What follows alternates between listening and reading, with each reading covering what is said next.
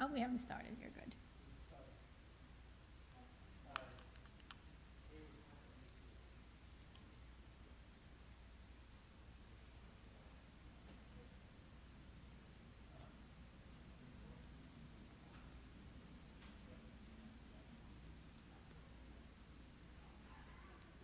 I just turned it around and said, I'm praying.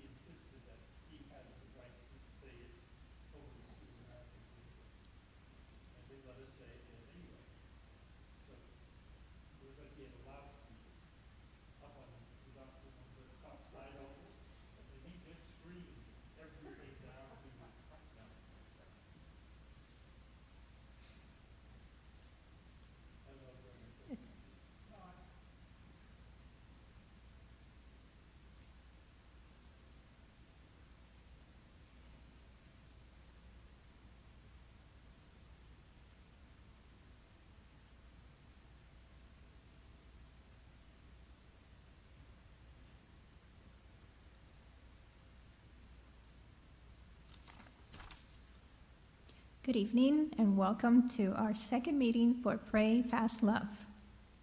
As always, we start with prayer. So I'd like you to join me in to praying the perfect prayer that we all know, the Our Father. In the name of the Father, the Son, and the Holy Spirit. Our Father, who art in heaven, hallowed be thy name. Thy kingdom come, thy will be done, on earth as it is in heaven. Give us this day our daily bread, and forgive us our trespasses, as we forgive those who trespass against us. And lead us not into temptation, but deliver us from evil. Amen. Father, Son, and Holy Spirit. As always, we start also by reminding you of the, maybe I didn't turn it on. Reminding you of the community intentions for this week. And I find these to be very helpful, but the other thing that I'm finding that really helps me is the day before and before I start my fast, I actually purposely say, what am I offering that fast for, or for whom? So obviously I keep the community intentions in there, but for some reason it makes it so much better. And so it's a thing that works for me. This week we're going to do for the protection of our military and first responders, who keep us safe and who help us.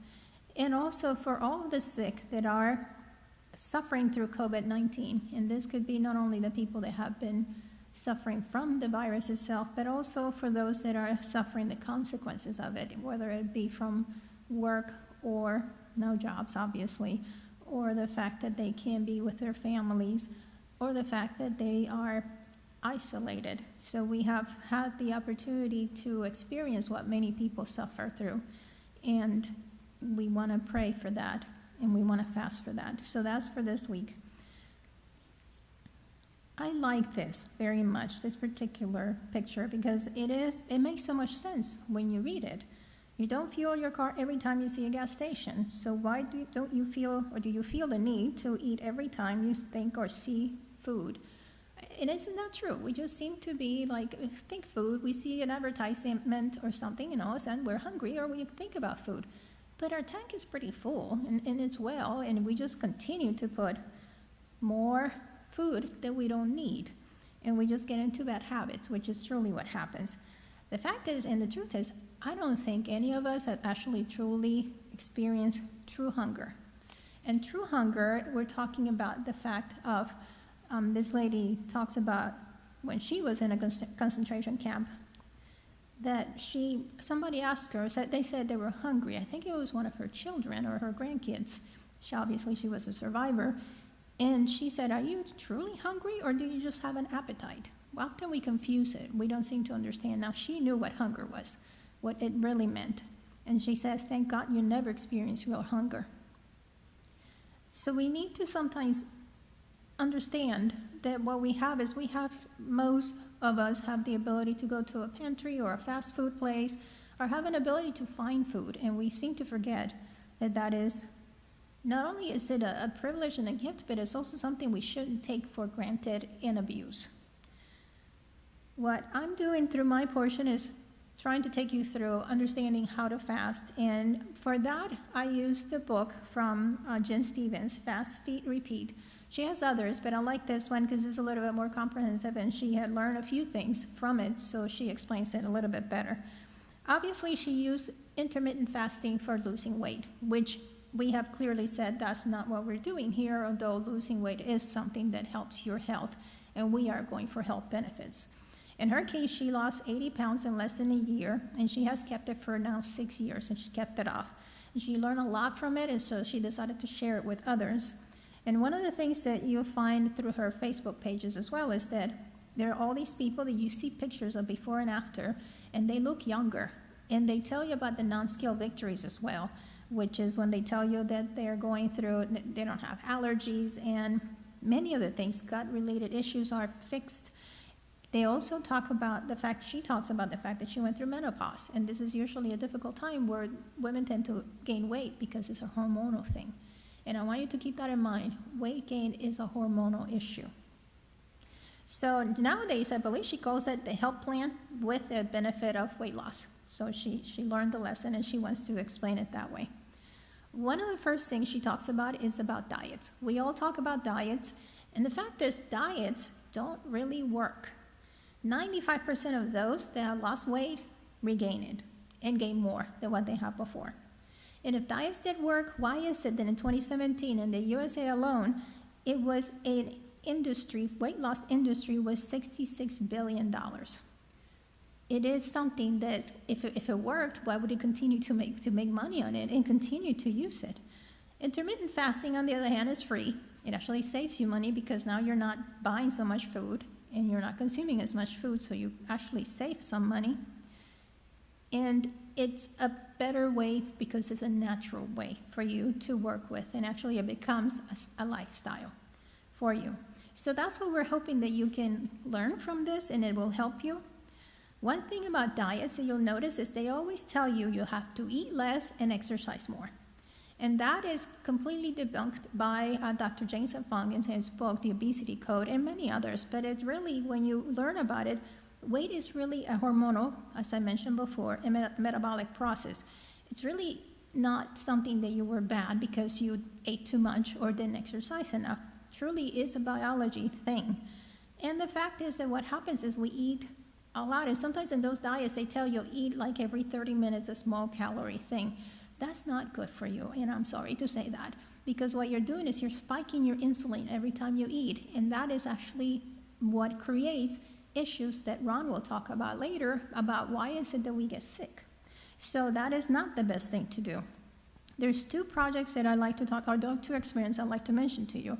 One is the Minnesota Starvation experiment that was done, I believe it was in the 40s. And in this experiment, a group of men were put through high calorie, low calorie. They also were asked to exercise, and they were like walking like 22 miles a week. And then they went back to high calorie, but the high calorie was comprised mainly from carbs and not very good dense nutrients. And what they found out is that their metabolism got damaged through that. So when they started eating again, when they weren't eating the calories that they were required, things happened to them, such as they became depressed, they became obsessed with food items. Some of them were actually taking like spatulas and stuff like that and hoarding them. So it was a really interesting process of what happened with them. And many of them their calories had to be even lower, even more, because we were trying to get them to lose weight. And then when they started eating weight, they were eating things like these mashed potatoes and things that were high carbs. They weren't necessarily nutritionally good for them. And they found out the same thing that the Biggest Loser study in 2016 found out. Remember The Biggest Loser, where you don't see a reunion of the show because they all gained their weight back. Actually, pretty much all of them, but like one or two. And so what happens is your metabolism, when you lower your calories, it lowers too, because guess what? It feels like you're dying. It thinks that you're dying. And if you don't do it properly, then your body is going to, whatever comes in, is going to keep it and is going to make it to fat, because it's preserving you for the fact that you need to survive. And so both of these experiments show you the fact that these diets where they're telling you eat less and exercise more are not efficient, and they're not going to help you. Another thing is that you're typically hungry during your diet, either during the diet portion or even when you're eating, you still feel hungry. You notice immediately with intermittent fasting that hunger tends to go down, and you learn what hunger really means through intermittent fasting. So the first 28 days I mentioned last week, that it's going to cover, so this is what we're going to like you to try to do this, and if you haven't started on it, this might be your choice to do. So in this one, it's just laying the foundation for intermittent fasting, and it allows you to just understand your body, to stay consistent, to be patient. It's not expecting you to go for the lose the weight kind of deal. However, it does tell you to get a baseline. And a baseline, you get it by measuring your weight, your chest, your waist, your hips, your left and right thigh, all of that. You want to do that, you can just put all those numbers down. And also take a picture of your face and of your body, front, back, side. When you do that, make sure the picture is shareable, please, okay? Because sometimes you might get a great, comparison later on, and then you can't share it, or you might, and it's not a good thing. So let's just keep it with maybe a bathing suit or something like that. And my recommendation, personal recommendation, is find what you call some goal pants. Pants that feel like this is a good size that you should be in, that is a good weight for you. And then eventually those are going to become what you call the honesty pants. So eventually, if you want to know if you're losing or gaining weight, then you can put those pants on and it will tell you better than a scale. And eventually we'll talk more about why the scale doesn't necessarily work. And after you do all of that, put your scale away in all measuring devices for those 28 days, because it's not about measuring, it's not about looking at any of that, it's about creating a new habits. And so then she talks to you about what the first 28 days of a clean fast is, and starts with clean fast, which is you're not going to experiment with anything else. A lot of people say, well, I think when I'm fasting I can have peppermint tea or something like that. What she's asking you to do is for 28 days, try to go with what she's suggesting. So stick with black coffee, black tea, and water. Non-flavor water. Don't try to make any changes on what you're eating yet, because too many changes can overwhelm you. So don't all of a sudden say, well, I'm going to start intermittent fasting and I'm going to become vegetarian. If you haven't done that before, that could be really hard for you to do. And if you're following whatever diet you're currently following, and the only one that would suggest you change a little bit is the SAD diet, the standard American diet, because we know that that's not good for you. But try to stick with whatever diet you're doing. So if you're doing low carb, or if you're doing high protein, whatever it is, you stick with that. Then she tells you adapt. Adapt will be when you realize that you have enough fuel in your body to go. If you're the overweight or obese, so we're talking about the BMIs of what, 30, Ron? Is that what they are, BMIs about 30? Then your body has enough in it that you can go without any food whatsoever, except for water, obviously, for a month. So when you feel like, my gosh, I gotta eat because I'm gonna die, no, you won't. Unless your physician tells you you have to eat, you really won't. But we're not gonna ask you to do any of that, obviously. We just want you to understand what's going on, because sometimes we become prey of whatever is advertised or whatever is mainstream that is set out there. It's if you exercise already, or if you're a heavy exerciser and you're starting to do intermittent fasting, you may want to take it a little slow, because it might be a little bit of an adaptation in the beginning. And then understand that what you're doing is you're depleting glycogen, which is stored mainly in your liver and some of it in your muscles. But that's the main task that we're trying to do.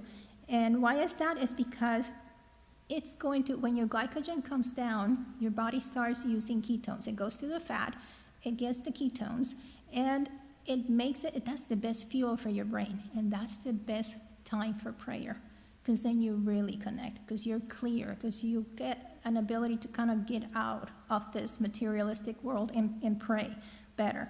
So that you're going to notice that. And when you're in ketosis, you can tell sometimes because you get an interesting taste in your mouth. Sometimes it's metallic. Some people talk about that. One thing you might be concerned about is you might start overeating when you do intermittent fasting for the first time, and you get into your window for eating, and you find yourself that you're like very hungry or you want to eat a lot. So my first suggestion is don't eat anything that is fat right away, or carbs, because they tend to make you run to the restroom. The other thing is try something with protein and nuts. Those are usually good ones to start. But regular nuts by themselves might actually upset your stomach. So I say definitely like a piece of chicken or something that is high in protein to open your window is good. Good bone broth is excellent to open your window if you have the ability to do that.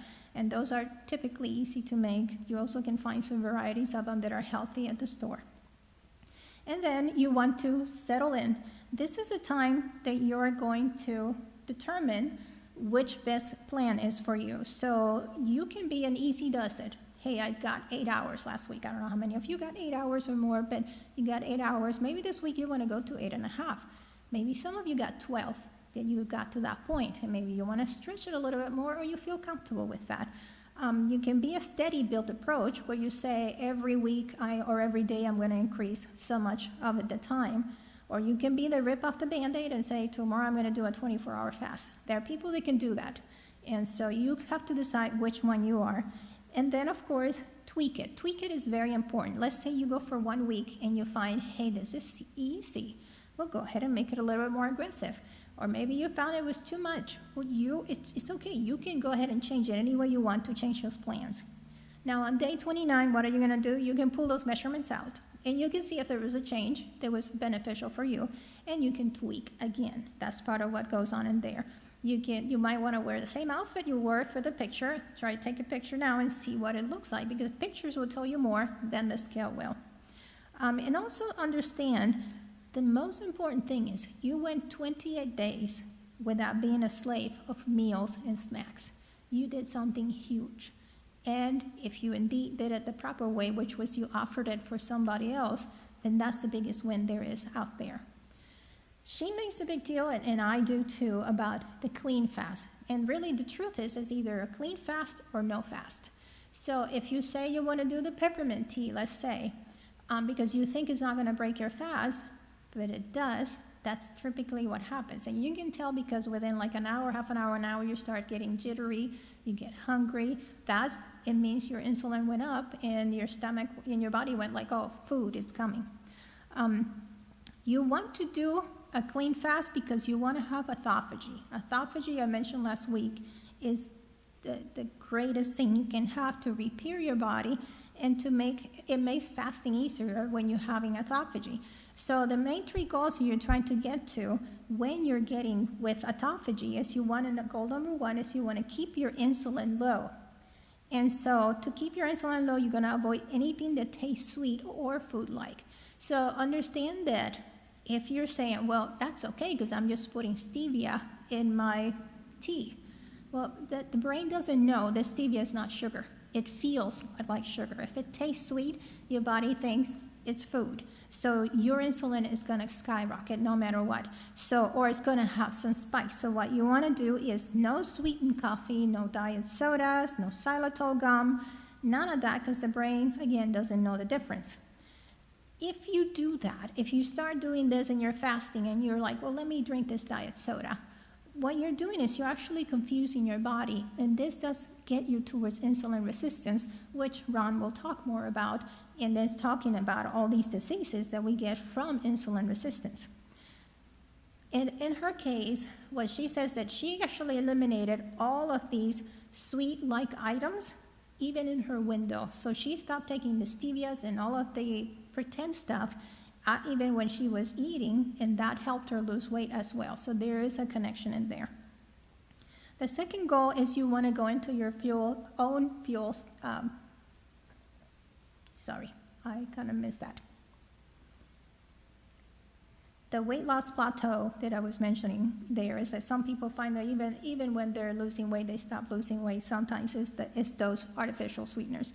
And then the second goal is you want to tap into your own fat stores for fuel. So when you take fat products, like there are some people that say and advertise in your coffee, put a little bit of butter or coconut cream or something like that because that's good for you. Well, think about it. You're trying to get your own fat, to burn your own fat. If you're drinking fat, you're not getting to that. So that's not a good idea. And also, your body is using the ketones in your body. So that's the best way to keep those ketones going on. There are people that actually sell ketone beverages. Why are you doing that? Your body's producing them naturally when you're fasting. So you're wasting money and actually making something that is not going to work for you. And then your third goal is to keep your autophagy going. So we want to keep it going strong for as long as you can. At the moment you eat, guess what? You stop autophagy, but that's okay. At some point you have to eat, right? But in the meantime, in between that window that you're not eating, your fasting window, some people say, well, I'm going to take some collagen because that's good for me, or the bone broth, which is good, but not in your fasting window. You don't want to have any of that. And then there are people that say, well, when I exercise, I need a pre-workout and I'm fasting. The best time to work out is when you're fasting. If you need something to help you with that to make it last longer, drink black coffee. It's been proven that it's better for you, and it does the same thing as a pre-workout would do.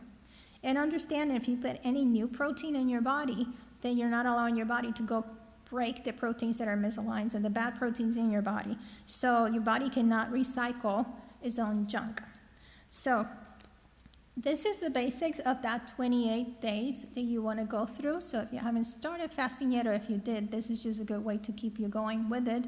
Understanding that we want to deplete glycogen. Next week, I'm going to talk more about what glycogen is and how that works, and kind of help you to understand, because when you understand why or what's happening in your body when you're fasting, sometimes it makes it easier to keep going with it, because there is a purpose to what's going on. And again, as I mentioned before, offer those fasts, because that's what matters. That's what makes it all worth it. So as I end this portion of it, I put this here. Our body's like an armor, our soul like a warrior. Take care of both, and you will be ready for what comes. And that's from Saint Amma. So with that, I will turn it over to Ron Owens.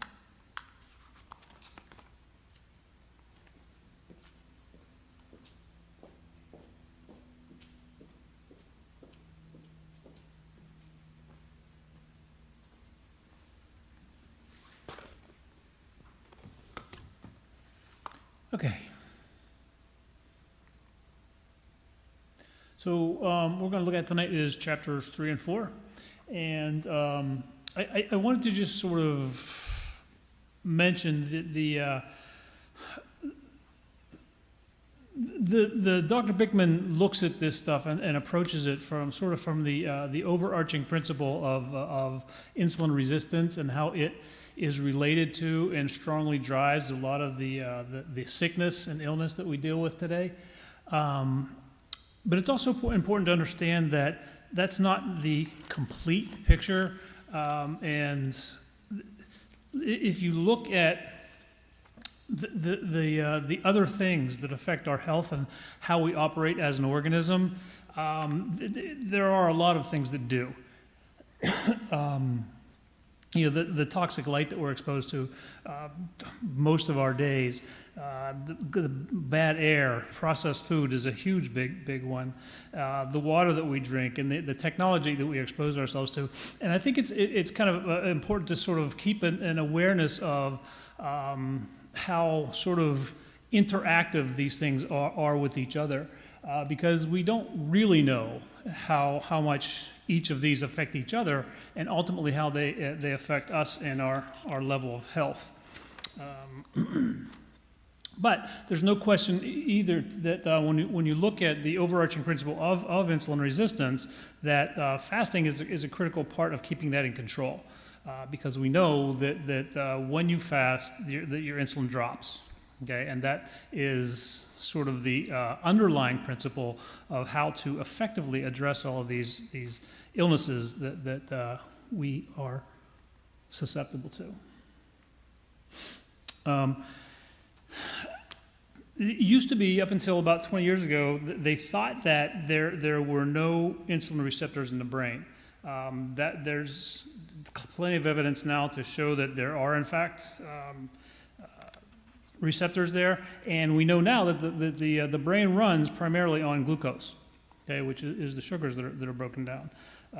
And when the brain senses an increase in the insulin, the body decreases its appetite. So there are some sort of inner workings going on within the brain to drive a lot of the responses in the body.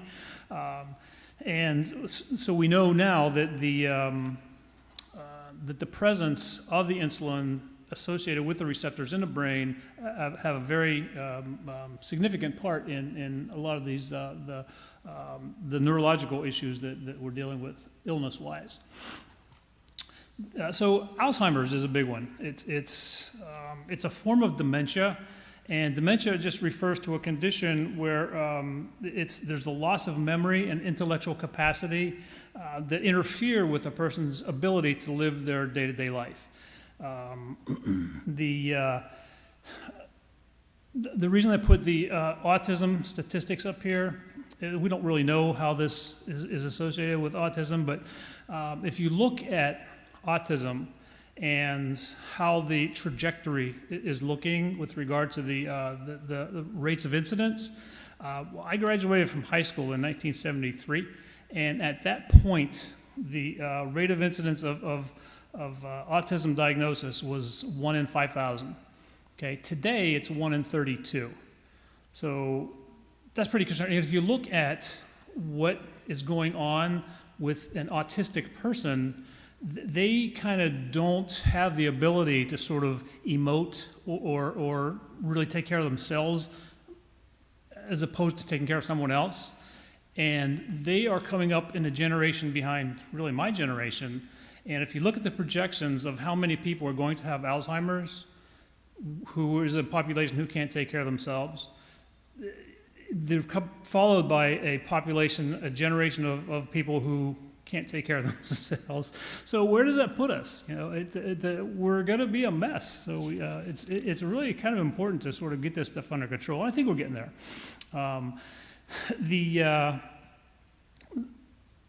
There are two things with regard to neurological disorders that there is consensus on within the medical community.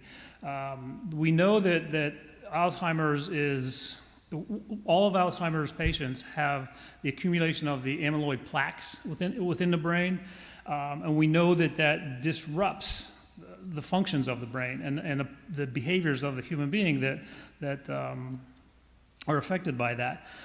And then we also know that the neurological tangles within the brain happen sort of between the nerves.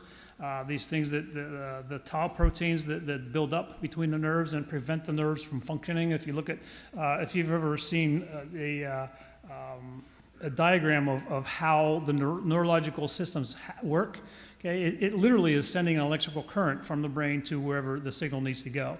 And that's interfered with by these buildups within the between the nerve cells. And unfortunately, with regard to Alzheimer's, the only way to clearly identify what was going on is post-mortem. So it's not until after the person passes away that you can diagnose what was going on by looking inside the brain. And that's we had an uncle who he actually died of Alzheimer's, and he could tell you it affects mostly, primarily short-term memory. Okay, so the memories that these people have that are long-term memories are pretty solid, and they can recall. This guy could recall. He was an orthopedic surgeon, and he could recall with specific detail a knee replacement that he did 40, 50 years ago, but he couldn't tell you what he had for lunch. So so something is going on neurologically within the brain that sort of prevents people from laying down new memories, but they still don't really know exactly how that happens, what the actual biological pathways are. Vascular dementia is another form of dementia. We've talked about how the higher insulin resistance affects the vascular walls, this inner lining of the vessels, and that is what's happening within the brain. in the case of vascular dementia, it presents very much like Alzheimer's, and there's almost as many people with the vascular form as there are with regular Alzheimer's. And there was a study that looked at 10,000 males. They call it the Asian study. And it followed them for 20 years. And one of the things that it showed was that the people with insulin resistance within that population had twice as much risk of developing dementia. So and again, that's not a causal relationship, but it's strong enough to say we need to look further into this.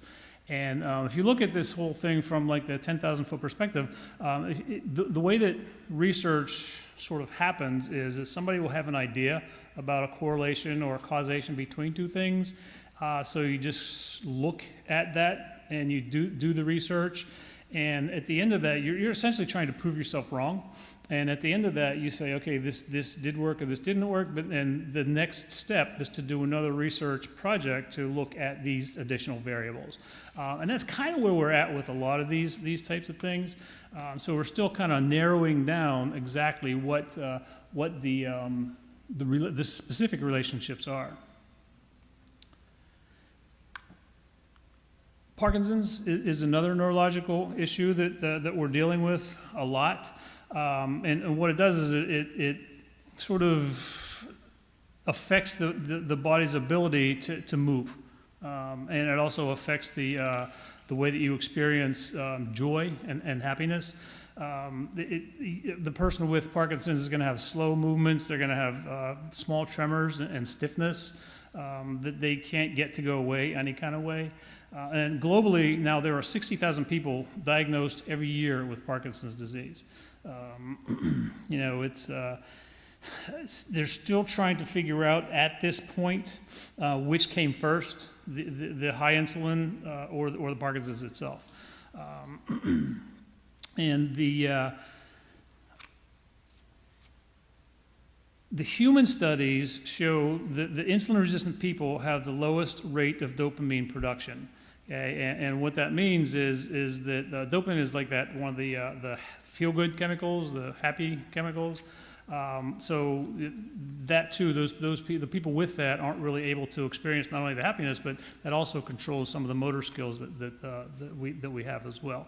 So those things are both diminished in the Parkinson's arena. Migraine headaches. 18% of the population has migraine headaches, regular migraine headaches. I personally don't think I've ever had one to the extent that some people describe migraine headaches, but they clearly are debilitating for a lot of people. And so we know that when insulin's not working, then the glucose can't get into the brain cells. Just like every other system that we've talked about, those two systems, the insulin receptors and the level of insulin have to kind of match up in order for things to work correctly. And when we're talking about the migraine headaches, we know that that's not happening in the brain. There was a study with men and women that showed that the insulin levels that were significantly higher in people who get migraine headaches. So again, it's a strong correlation, but still no causal relationship in the studies that are being done. We're getting there. Neuropathy is sort of loss of sensation. You see that this is a big part of diabetes. People lose sensation in their feet and in their hands. The wound healing takes significantly longer, partly because of that. And I was just talking earlier tonight before we started about the cold exposure and how beneficial that can be. Because what it does is it stimulates what's called the vagus nerve, and the vagus nerve touches all the major organs of the body as well as goes into the periphery. So they're starting to do more and more research relative to issues that have neuropathy as part of the process with diabetes and other things. the progression of research in the area of the brain and neurological disorders seems to be a little bit behind the curve.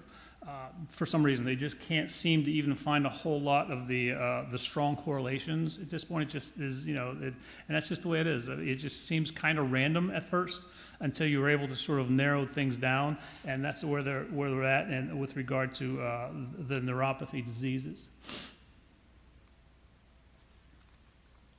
Yeah. So, Chapter 4 has to do with reproductive health and the hyperinsulinemia as it relates to that. And when we talk about reproductive health, we're talking primarily about the sex hormones and the structure of the brain. As a species, we want to sort of produce healthy offspring, and we want to produce healthy offspring into a healthy environment. So it's important to have a healthy pregnancy. If you, one of the sort of cruel ironies of being human is looking at this sort of growth and development and how that parallels the behaviors and the development of the body versus the development of the brain. And if you look at how that works, the human body is pretty much fully developed by 16, 17, 18, depending on the individual. The brain, however, doesn't become fully developed until late in the second decade of life. So 26, 27. So what you have is a fully developed body, totally capable of reproducing, okay, and being driven by hormones. The hormones are at that point in a person's life are saying reproduce. The last part of the human brain to develop is the prefrontal cortex, which is responsible for things like logic and morals and figuring things out. So if you look at, there's like a 10-year period where a person's behavior is highly affected, and their thinking is highly affected by the hormones telling it to reproduce.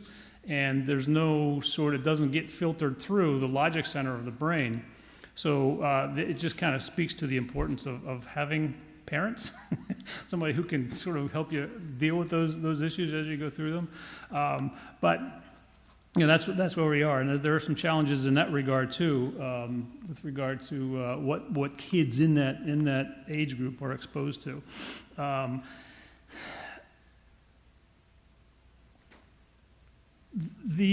I think it's important to understand too that these processes, the process of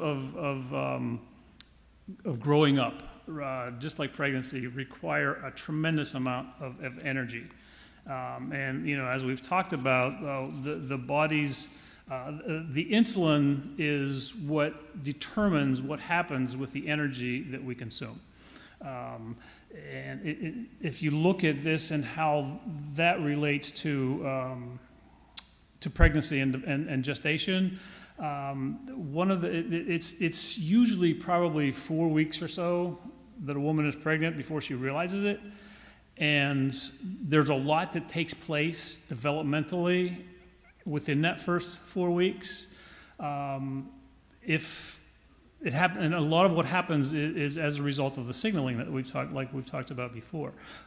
And vitamin A is one of the key signaling elements that tells a developing fetus.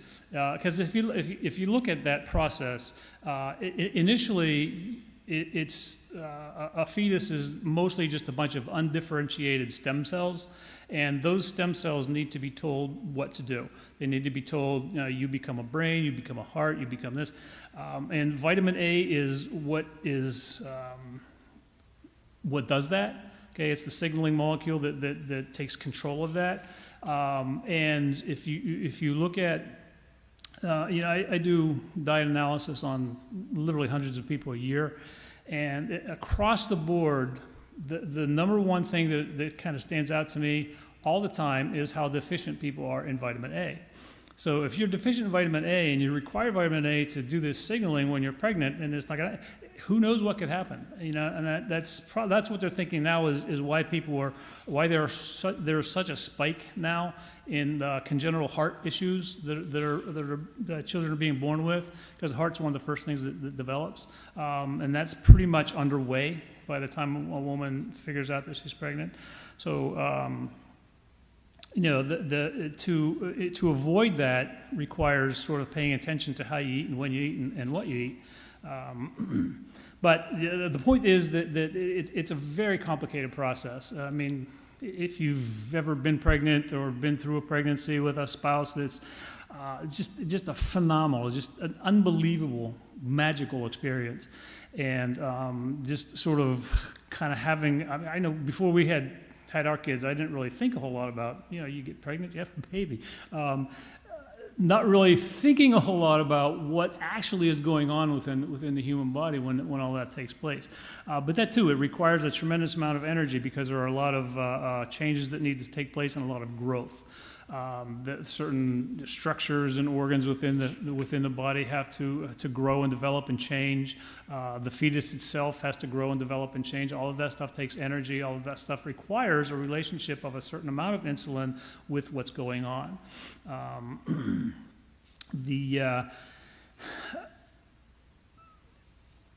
If it's way out of control, then obviously there are going to be negative implications. Things like fertility issues, PCOS, which we talked about last week, gestational diabetes, and preeclampsia are the four biggest ones.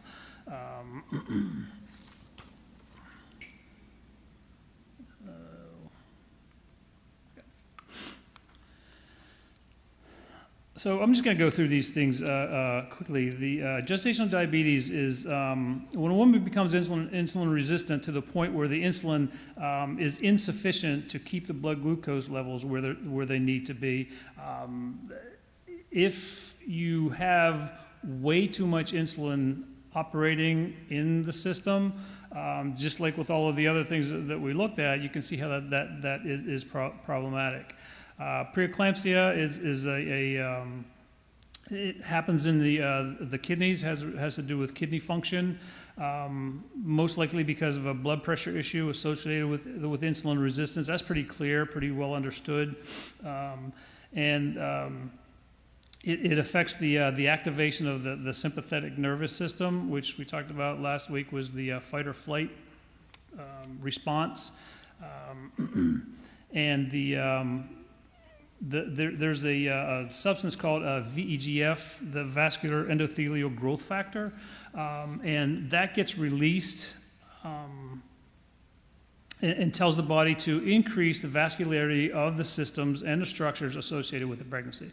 So it tells the body that you need more blood flow to these areas. So in response to that signaling, the body will develop more vasculation in those areas,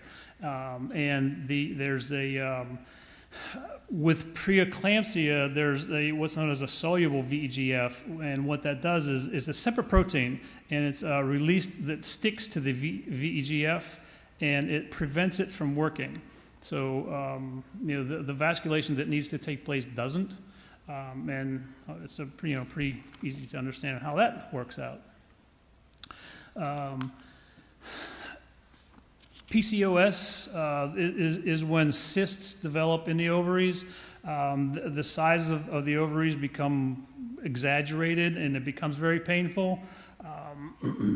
We know that the ovaries respond to insulin. There are insulin receptors in the ovaries as well. And one of the things that happens is during pregnancy is most of the sex hormones that are present initially are the male sex hormones, and there's signaling that takes place to tell some of those. If it's a female fetus, then much more of those need to be converted into estrogen, from androgen into estrogen. And if that signaling isn't taking place because of the high insulin rate, then it's who knows what's going to happen with that as well. But the whole notion of ovulation is just another one of those incredibly complex systems. Male reproductive systems, pretty easy. I mean, it's pretty simple. There's two things that are primarily in play when we talk about the issues associated with male reproductive health: low sperm count and or quality, and erectile dysfunction or ED. And there's like a whole cottage industry developed around these issues. You see the commercials on TV all the time. But low testosterone, it's when there's not enough testosterone to drive what testosterone does. And we know that males with a higher percentage of body fat have less testosterone. So that's another issue that is sort of easily affected in a positive way by doing fasting. When I first started, we looked at the overarching principle of insulin resistance and looked at all of these other things that may be a part of some of that that's going on. This is a perfect example of that. One of the things that has been shown to be a real issue is how we expose ourselves to electronics and electromagnetic fields from things like our telephones. And what they're seeing now, and they're actually finding causal relationships between males who carry their phones either in their front pocket or their back pocket. The entire time that's in there, unless it's in airplane mode, they're irradiating their business. And we know that causes DNA damage, and it causes the sperm motility to be significantly decreased. And I've written a statistic recently that said that between the age group of 19 to 26, the infertility rate among males is 54% right now. So it's something's going on, and I think that's one of the dots that kind of needs to be connected with all of this. ED is clearly a blood flow issue, and if they don't have adequate blood flow, that's what's going to happen, and that's just sort of common sense. And we looked at last week how the hyperinsulinization affects blood flow, and it constricts the blood vessels overly, as opposed to what needs to happen is they need to dilate. So in cases where there is insulin resistance, that's an outcome. And comparing the two, the males versus females, I mean, females have a whole lot more going on with regard to reproductive issues, and just sort of thinking about that in terms of music groups. Females are more like an orchestra, and males are more like a barbershop quartet. So, I mean, both of those groups, everybody has to be doing exactly what they're doing right when they're supposed to be doing it. Otherwise, you get a cacophony and not a symphony. And the same thing with the barbershop quartet. If you have one of those guys that's singing off key or off tune, it just kind of throws off the whole thing. It doesn't work out all that well.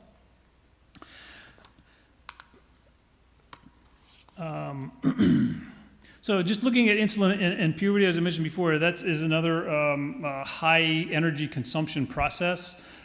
It starts in the brain with a signaling of to produce the sex hormones, the androgens and the estrogens.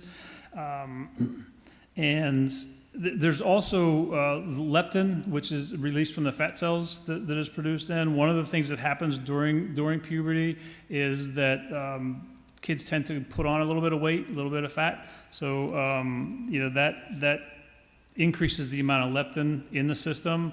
And if that's not controlled the way that it's supposed to be controlled, then you're going to have issues associated with not progressing in a healthy way through that stage of life.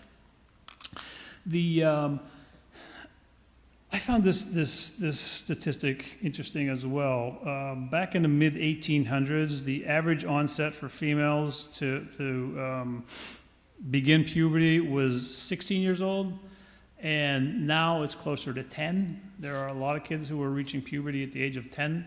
And if that makes it even worse when you look at that whole, what's going on with the human body and the function of the human body versus the development function of the human brain, makes it even more concerning.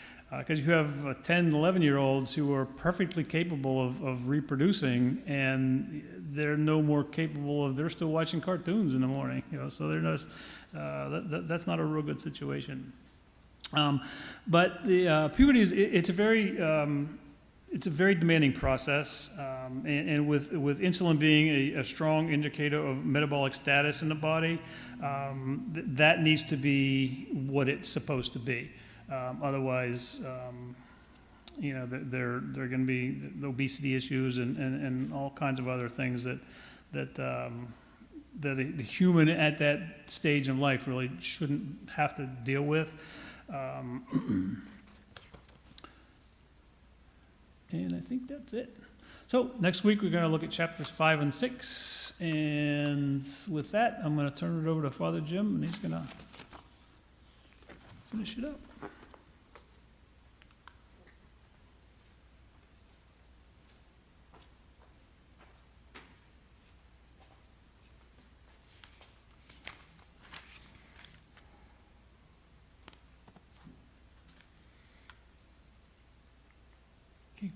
This evening we're going to focus on fasting to battle evil. And our scripture text is from Matthew 17, 14 to 19 and 21. It's the healing of a boy with a demon. When they came to the crowd, a man approached, knelt down before him and said, "Lord, have pity on my son, for he is a lunatic and suffers severely. Often he falls into fire and often into water. I brought him to your disciples, but they could not cure him." Jesus said in reply, "O faithless and perverse generation, how long will I be with you? How long will I endure you? Bring him here to me." Jesus rebuked him, and the demon came out of him, and from that hour the boy was cured. Then the disciples approached Jesus in private and said, "Why could we not drive it out?" And his response was, "This kind does not come out except by prayer and fasting."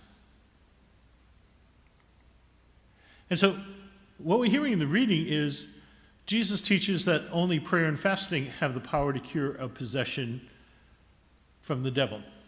And one of the things we see with Jesus consistently in his life, every single morning he got up and had breakfast. Nope. Every single morning he got up, went to a deserted place, and prayed. That was the start of his day. He broke his fast with the Lord first before he broke his fast with food. And so often, food's not mentioned. Food's mentioned later in the day. So I don't know if he's into intermittent fasting or not, but it seems like in practice, he definitely was focusing on the more important things. And so before he preached, before he went out to heal anyone, what he first and foremost did was pray. And it was the one thing that the disciples were not necessarily good at. They were good at fishing, they were good at all kinds of other things, but they had to be taught how to pray, they had to be showed how to pray, and they had to be given that example, over and over again, of Jesus praying, and then after praying, being able to do great things. And then slowly it would sink in. And it's a moment like this when they fail miserably that he uses as a chance to teach them that if you really want to be effective in life, then you start with prayer and you include fasting. You put the Lord first in your life because it's not about you. And that's the two things that fasting and prayer both teach us. That God's important and the world doesn't revolve around me and my needs and my feelings and my wants, but around the circumstances that are there in life. Jesus at times will talk about how the birds of the air have nests and the fox have their dens, but the Son of Man has no place to lay his head. And that was part of his fasting routine as well. Not just fasting from food, but fasting from all of those normal security pleasures of life that would be wonderful on a day like today as it's raining outside, to be able to fast from rain by having a roof over your head. He didn't necessarily have that. But of course he lived in the desert, so didn't need it as much as we do here in Florida. But the efficacy of fasting and prayer are acceptable and pleasing to God. We're about to enter into a fasting period, a period of Lent. And we'll hear of the great fast that Jesus does in not this week's gospel, the gospel after that. Fasting makes our intentions amazingly powerful. It helps us to focus on what we're doing. And we need to recognize that fasting can be from a bunch of things. It can be fasting from the things we're addicted to. And addictions aren't just drugs and alcohol and porn.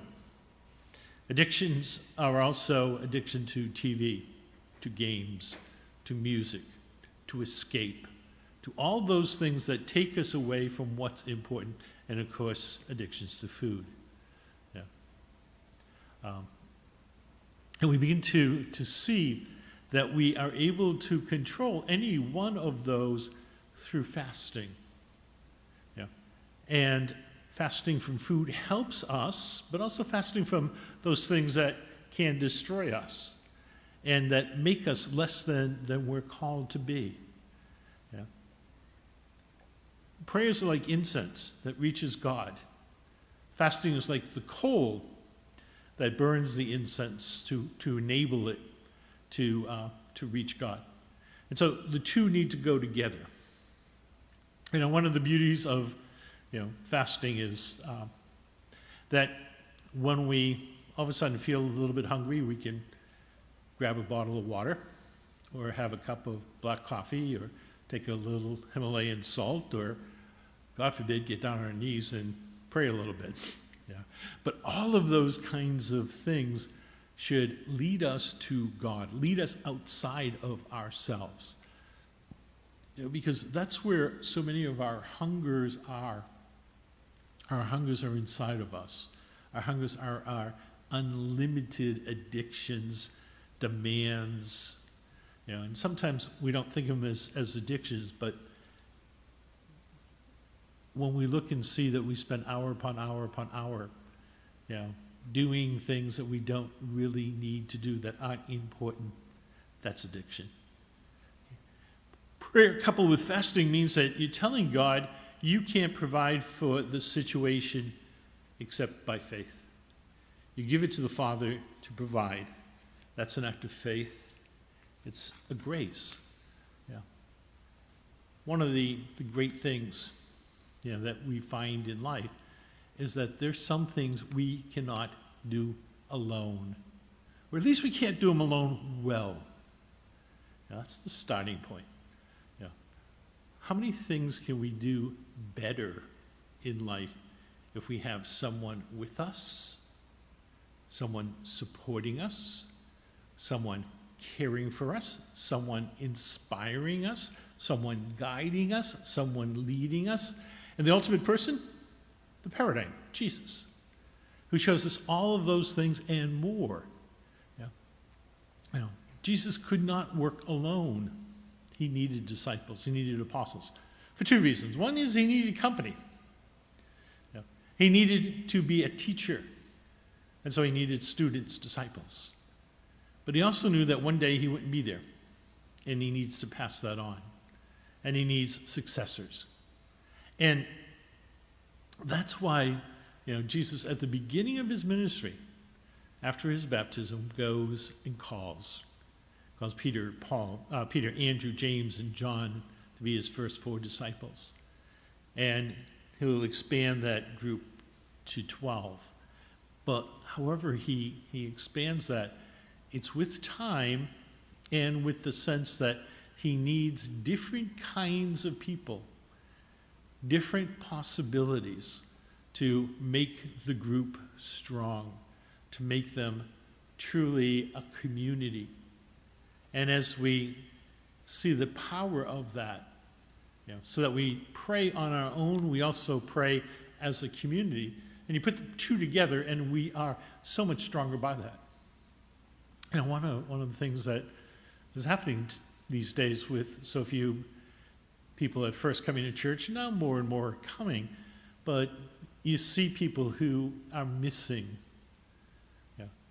We're missing them, they're missing us, and something is missing in their lives.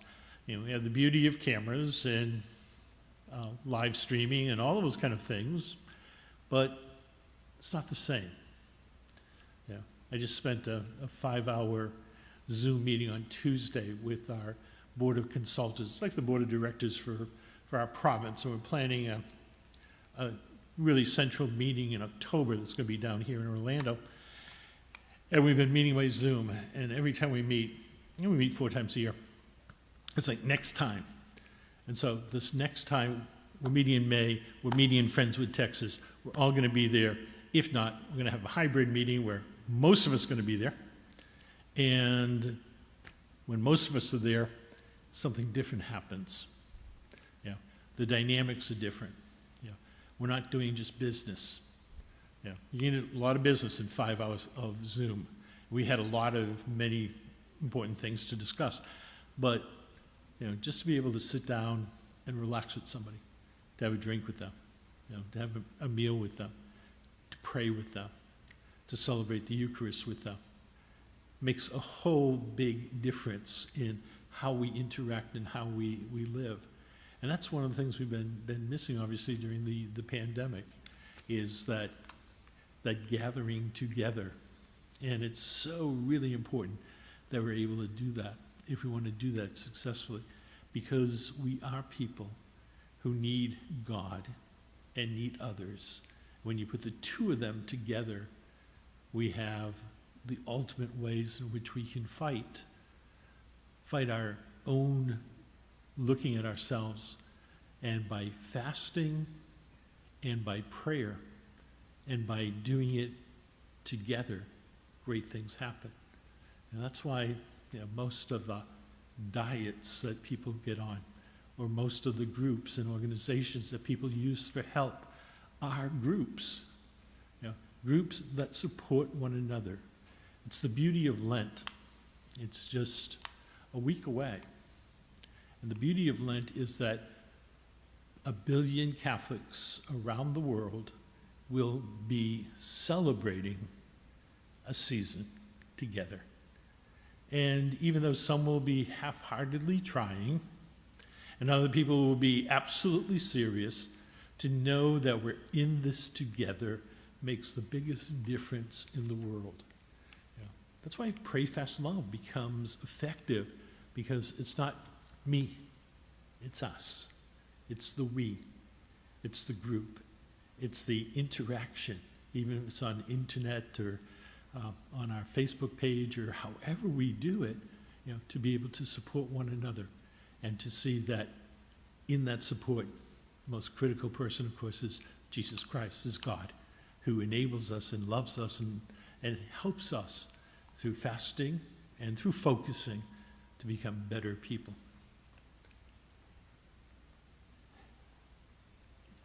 And let's conclude with a prayer to Mary. Hail Mary, full of grace, the Lord is with thee. Blessed art thou amongst women, and blessed is